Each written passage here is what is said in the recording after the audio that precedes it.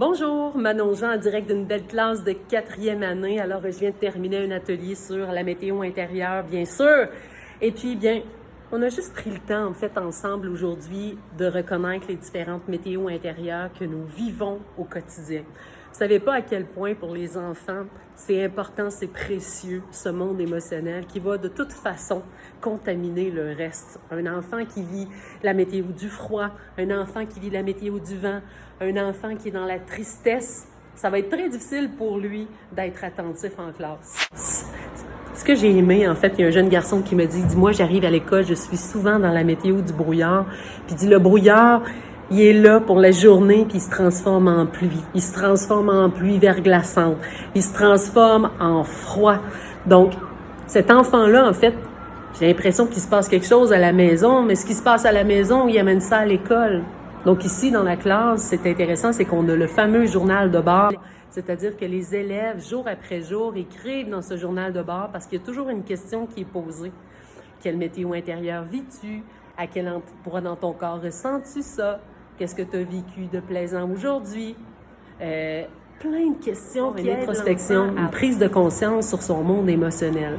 Bien, il y a aussi toujours une place pour pouvoir dessiner dans ce journal-là, parce que des fois, le dessin initie, en fait, qu'est-ce qui se passe à l'intérieur de soi. Puis après ça, les enfants ont plus de facilité à écrire comment ils se sentent, qu'est-ce qu'ils vivent au quotidien.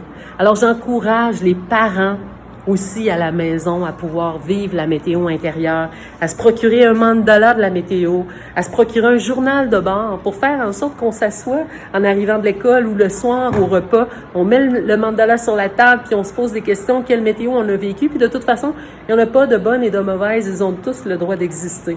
Ou peut-être avec le journal de bord, le papa, la maman, la petite sœur, le grand frère, tout le monde a son journal de bord, puis on écrit à l'intérieur, on prend le temps de prendre le temps. C'est fou à quel point on est déconnecté aujourd'hui, ça va beaucoup trop vite, on est à la quête de je sais pas quoi, mais ça nous rend de plus en plus fébriles, anxieux, dans un éclipse solaire absolu. Alors, c'est quand même important de voir que les enfants sont le reflet de notre société. Aujourd'hui, dans cette classe d'une 15aine d'enfants, il y en a peut-être la moitié qui m'ont dit à la maison vivre un paquet d'affaires. À l'école, c'est vrai qu'on peut les accompagner, on peut les aider, mais à la maison, chers parents, équipez-vous d'une planète météo, parlez de vos émotions, prenez le temps de vivre ce qui se passe à l'intérieur de vous parce qu'inconsciemment, vous impactez vos enfants. Plein d'enfants qui racontent la vie émotionnelle de maman, la vie amoureuse de maman ou de papa, puis ça devrait pas être comme ça parce que vos enfants se stressent à l'école pour ça. Prenez le temps de vous accueillir en premier. C'est la même chose aussi à l'école. Si vous êtes des enseignants qui vivez des difficultés à la maison, vous emmenez ça sans vous en rendre compte au travail, puis nos enfants sont impactés par ça.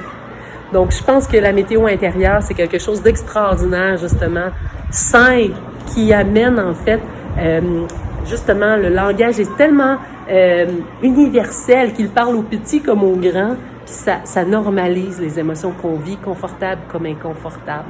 Message du cœur aujourd'hui. J'ai passé ma journée à l'école, j'ai fait 6 ateliers, et puis c'est incroyable, un constat, là. Nos enfants ont besoin de cet accueil émotionnel, mais nos enfants ont besoin d'être accompagnés par des adultes conscients. Bye tout le monde! C'est une photo.